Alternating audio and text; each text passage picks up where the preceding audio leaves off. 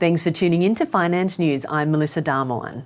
Here to talk to us today is the CEO of Radiopharm Theranostics, Riccardo Canevari. Riccardo, nice to see you again. Hello, Melissa. How are you? Nice to see you again. I'm good, thank you.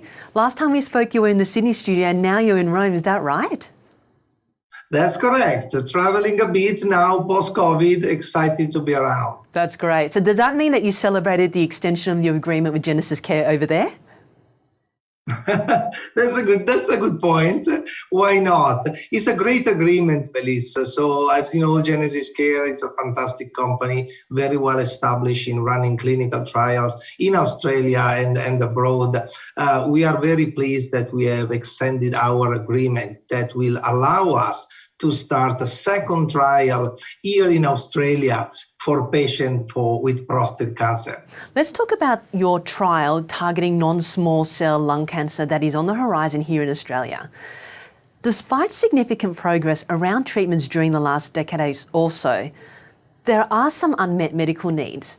Can you give us an update on this trial and what makes it different?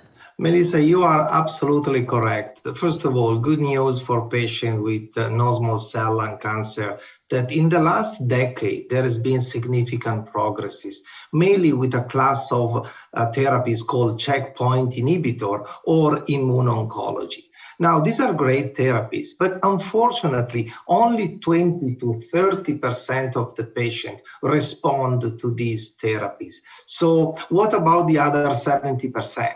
And this is exactly the patient population that we plan to target with our very innovative radiopharmaceutical therapy.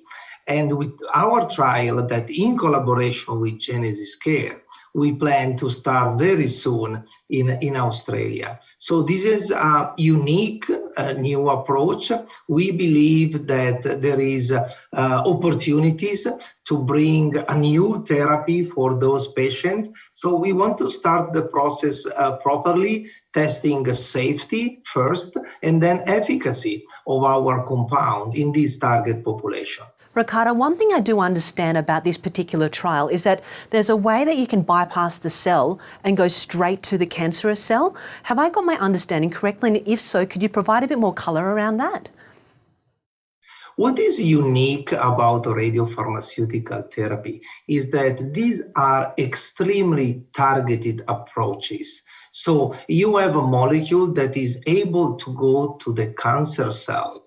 And at that time, the molecule is able to release high energy from the isotope. In this way, the isotope is able to kill the cancer cell, but not touching the healthy tissue. So the combination of a very targeted approach with a very powerful way to disrupt the tumor cells is very promising. And that's where we are basing all our belief that there is potential of a science advancement in this area. Thanks for that. Could you provide us with an update on the other trials in your portfolio? So in addition to the non-small cell lung cancer that we just spoke about and the prostate cancer trial that also is planned to start in the second half of 2022 in Australia, we have additional 2 trials that we plan to start, 2 phase 1, planned for US in this case, again, in the second part of 2022. So a total of 4 phase 1 trials, 2 in Australia and 2 in US. And I believe that the fact that this is happening probably all within a year since the company IPO, so from November 2021 to end of this year, is a very significant advancement. And we're really trying our best to make this happen. It's been a big year for you, and one of them included signing a deal with Isotopia. Could you talk us through what prompted this move and how this will help with your portfolio assets? In our portfolio, we are using different isotopes. And for example, for the trial in Australia with prostate cancer, we use actinium-225. And for the trial in prostate cancer, we use rhenium-188. But there is another very important isotope called lutetium-177 that is very critical to advance our pipeline to phase 1 and beyond. And this is the objective of our agreement with Isotopia.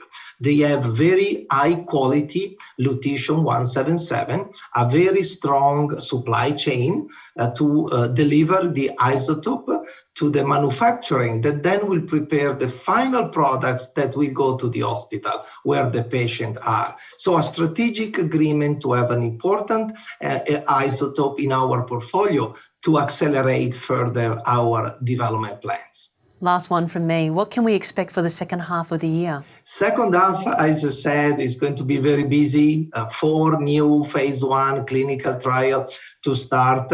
And in addition, we are preparing for 2023. Somehow there is this magical 4 trial this year, and we plan to start also 4 trial next year. And this is a lot of preparation, but we want to bring all our pipeline into clinical use, into clinical trial, so that the patient can really benefit from the molecule and the innovation. And the end of the day, Melissa, everything we do is really to try to significantly improve outcomes for patients living with oncological disease.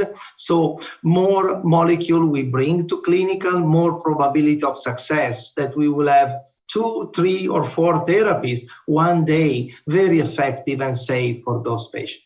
Riccardo, it was great to speak with you. Thanks so much for your time. Thank you, Melissa, for having me, and I hope to see you next time in Sydney again.